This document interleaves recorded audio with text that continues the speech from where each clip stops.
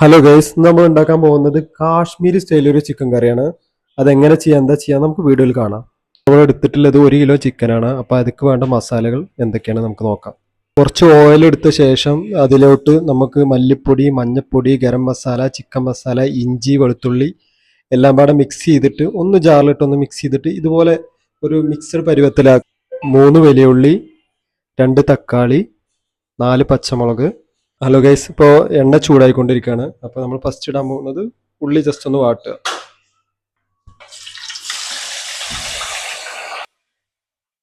ഉള്ളി നന്നായിട്ട് മൂക്കണം.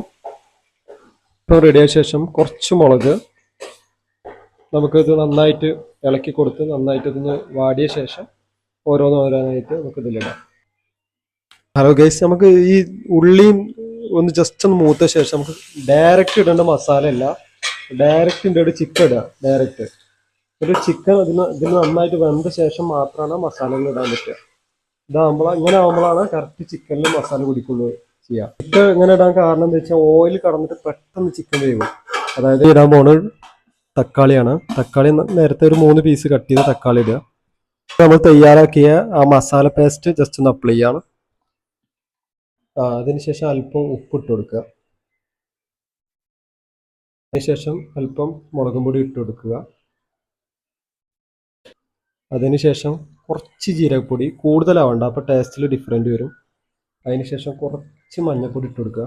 കുറച്ച് മതി. ഒരിക്കലും മഞ്ഞൾപ്പൊടി ഒരു ഗ്രേവിയിലും കൂടുതലായിട്ട് ഇടരുത്. ടോട്ടൽ ആ ടേസ്റ്റിന് ഡിഫറെൻ്റ് ആവും. ശേഷം കുറച്ച് മല്ലിപ്പൊടി,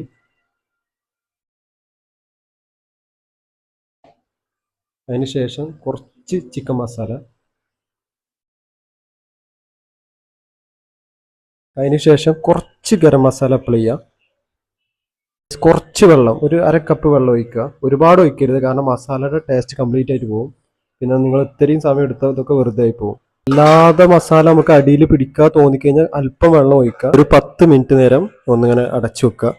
ഒരു 5 മിനിറ്റിന് ശേഷം നമുക്ക് മല്ലിച്ചപ്പും പുതിനും ജസ്റ്റ് അതിന് മുകളിൽ ഇട്ട് കൊടുക്കാം. ഒരു 5 മിനിറ്റ് ശേഷം നമുക്ക് കുറച്ച് മല്ലിച്ചപ്പും പുതിനും ഒന്ന് ജസ്റ്റ് ഇട്ട് കൊടുക്കാം അതിലോട്ട്.